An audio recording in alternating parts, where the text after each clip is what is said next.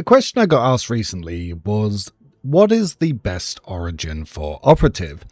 However, on thinking about it, and I mean really thinking about it, if I look at all of the available origins, none of them are really designed for Operative. So like, you can use a Crime Lord, but Crime Lord is a weapon skill based origin that can best suit to say a blade dancer, whereas something like an arbiter's castigator, whilst you could use that on an operative, you could also use it on an officer and just as effectively.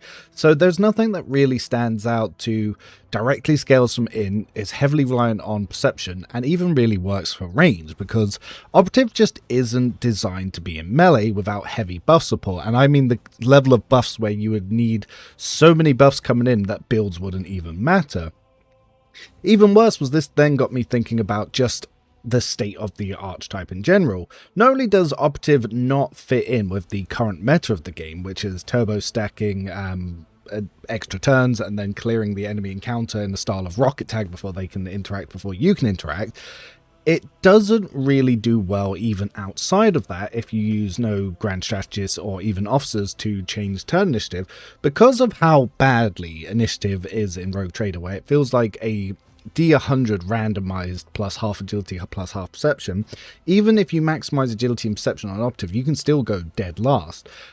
Trying to build, say, for a grand strategist to even get your exploits in on that systems to ignore initiative, it doesn't really do much, because without access to a proper damaging tier 2, exploits are low impact. The actual amount of armor strip that you can do on an exploit is virtually non-existent. The amount of damage that you can add to an ally is just int-based damage, which will at most at endgame be 10, and probably in the beginning of the game be 4 to 6. So this isn't exactly a high impacting archetype. Even more so is a lot of the gear doesn't really feel designed to do anything. So they add gear later in that seems to be designed for melee operative, with most supporting gear for operative just stopping in Act 1 or even Footfall at the start of Act 2 with no real upgrades. Like, how many times have you been trying to equip your operative and you found that there's no gloves that seem appropriate, there's no armor that seems appropriate, there's very few head slots outside Bounty Hunter that seem appropriate, you don't really find appropriate boots until Act 4, and there's never a point where you have a cape that you want to use unless it's very specifically trying to build an executioner. But even then, an executioner doesn't feel designed for operative because of the low attack economy. You can't really best benefit executioner unless you build into burst weapons, and currently there's a bug where burst weapons don't proc exploits, so you can't even use Tide of Excellence with it to stack that. Then if you wanted to use a sniper, you're kind of movement locked because you can't move around the battlefield, because to keep your passive bonus you need to not move. And then all of your other talents require exploits, and as I said before, if you take extra turns, exploits aren't applying, so it doesn't go there. So with all those sort of general areas said, let's sort of review what we're actually working with an operative. No origin seems designed for operative. Most homeworlds don't add anything to operative's combat game plan, and yes, whilst you do have Voidborn be smart, intelligence just isn't a better stat to scale than fellowship, and you can get a lot of free boost to fellowship, so you might as well go for fortress world, so at least you have something for combat, and then you can take the fellowship increases from being iconoclast or something like that, which will better use the mechanics and have some way to benefit from extra turns even if your exploit mechanic isn't applying on them. So the main mechanic of operative doesn't work in extra turns because they don't apply, which kind of locks you out from assassin, because assassin can't do damage without hitting openings because Death Whisper's only 30% damage, so you can't really build into a ranged assassin. This sort of then means you either use Grand Strategist, but your debuff potential is so low, there's no reason not to have a Psyker debuffer or a Navigator debuffer, or even just using a Blade Dancer to armor strip, because the Blade Dance will armor strip far higher than an operative could, and even Iron Eye grenades will probably remove more armor than you can on high priority targets such as bosses.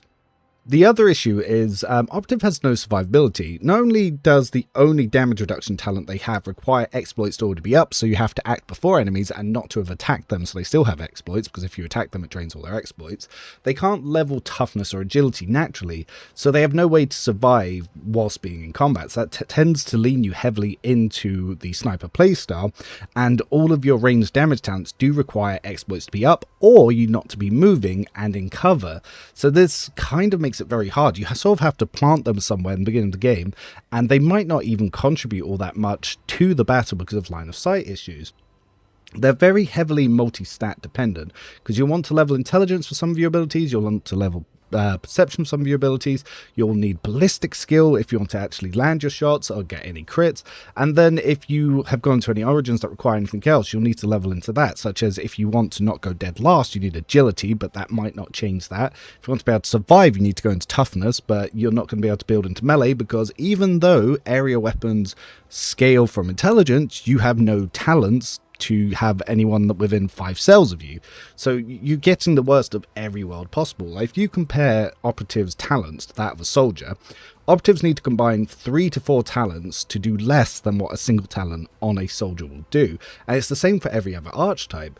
Operative really has been power crept out of the game but after their initial 1.0 nerf, where early game lethality could stack so high. You could see sometimes Assassin would be able to do 20k single target shots, and because of that, Operative got over nerfed to compensate for this. However, it still doesn't matter, because a heavy gunner build can easily do 20k plus burst fires still. You can still one-turn most encounters using area builds, and melee builds have insane single target damage. So Operative is the worst for trash killing, as well as the worst for boss killing, as well as the worst for debuffing, and it just sort of feels like it doesn't really fit a place anywhere on the team. Eventually you end up just using Operatives to cover 2 intelligence skills, which normally be tech use and logic, so that normally goes to Pascal, but even then, Jay with her cold trader bonuses now fixed, actually covers that better than Operative can, so it leaves me wondering, what do? There's also some weapons that feel like they should fit with Operatives. So you have stuff like shotguns should be benefiting from Operatives, they have no talents from it. Melters feel like they should be benefiting for Operatives, but they have no talents for it. Knives feel like they should be benefiting to Operatives, or even Gunslinger, but they have no talents for it. Then you have single shots that can get you stuff if you've not moved, or you haven't taken up the exploits already. So you might think, well, plasma, but the only plasma damage talent is actually tied to Pascal, so you'll never be able to do what the tech priest does. If you go the sniper route, the human sniper rifles are actually really bad with very limited supporting gear, outside of Cruel Fate, which is a DLC Act 2 item, which every crit can give you another shot. That's very good for trash killing, but it gets scaled out of the game by Act 3. It's the same for Yearlit as a sniper. He has a unique Aldari talent that when she kills, she gets another attack. So this will fix some of her attack economy issues, but she's still going to be limited to playing Bounty Hunter, because Assassin can't use openings or exploits on extra turns, so it can't do the damage it needs to be beneficial, whereas you can get 2 additional attacks from being a Bounty Hunter, let alone 3 or more if you've also got Expert Finesse proccing. But the problem for Expert Finesse is you need tier 4 or higher enemies, and most of the encounters don't have elite enemies. So 9 times out of 10, you won't even see Expert Finesse going on. Yes, it can help with the high reload cost, because the reload cost for sniper rifles is 3 AP, and with no way to reduce them. Outside of Expert Finesse, you are in a lot of trouble to actually reload your guns. It's the same with arc rifles. Whilst arc rifles are a fantastic boon to Operatives, unless you're playing Pascal specifically with his Skitarii armor, the reload cost is going to be 3, and after 4 or 3 shots, you've just got no way to keep going. So again, they've got the worst of all the worlds here. They've got very limited gear and no real endgame options. Even Wanderer's potent on Aldari's sniper rifle for Yearlit, which he heavily relies on to increase her attack economy, that gets phased out by Act 3 as well. A lot of the talents they have also either have no scaling, where it's just flat intelligence bonus, and there's no way to boost intelligence other than 1 item that got added in DLC 2, or they have such low scaling that at level 55 fully geared with every basic buff from talents and colony projects, as well as that plus 15 in item, it gives your party a 3% crit chance. That's less than just equipping the Commissar's cap to Fellowship.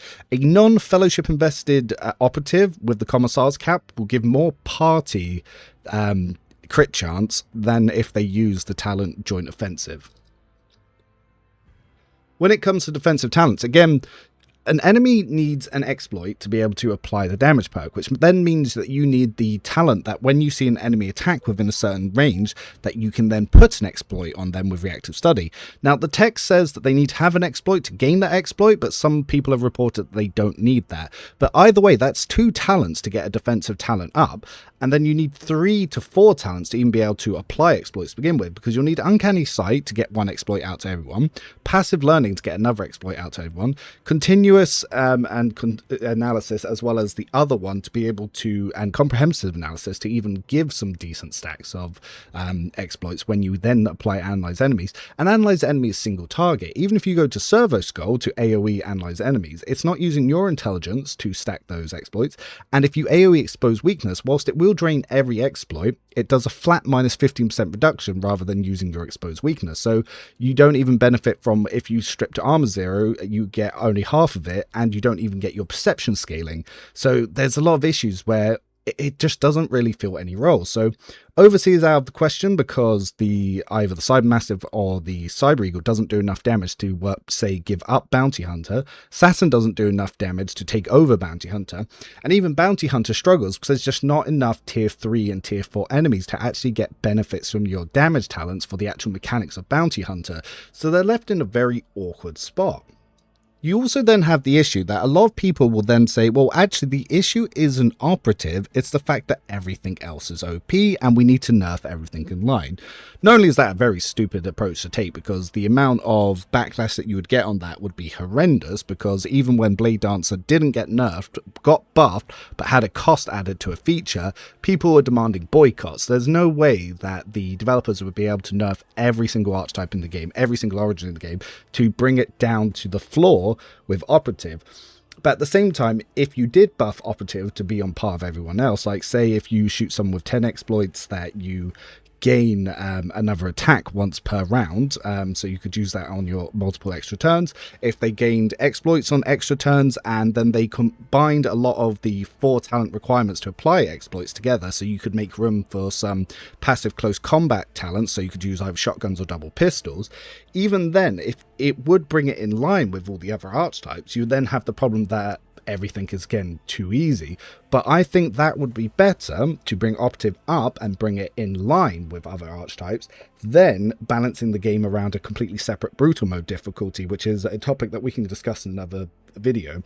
But I think what they need to do first is, like what probably needs to happen with Crime Lord and Noble, they do need to have some reworks on those origins themselves, so they better benefit being either melee or range and could be used by Officer or Operative, as well as Blade Dancer like Crime Lord does, because there's not enough incentive to play Operative currently, and even if you buffed it, it wouldn't then fix core issues that balance have, but it'd be a good place to be in before you then can start balancing extra difficulty modes that might come in later updates or even future DLCs. I think DLC 3, they're planning on adding an implant system, and there's going to be a lot of stuff around the Necron Tomb, so maybe it might be Tech Priest heavy. That would be a great time to rework Operative, though I would like to see it sooner rather than later. But what is everyone else's thoughts? How do you feel about the current state of Operative, and what would you argue should happen to bring it in line? Because even if you think everything else should be nerfed, that's still a change to the system, whereas I think it should be buffed, and then we can look at extra difficulty modes exclusively for people that want that challenge, rather than changing the base game experience for everyone. But that's all I've got for today, so let me know your thoughts, and yeah, I'll look forward to seeing what we discuss on the Discord and in the comment section.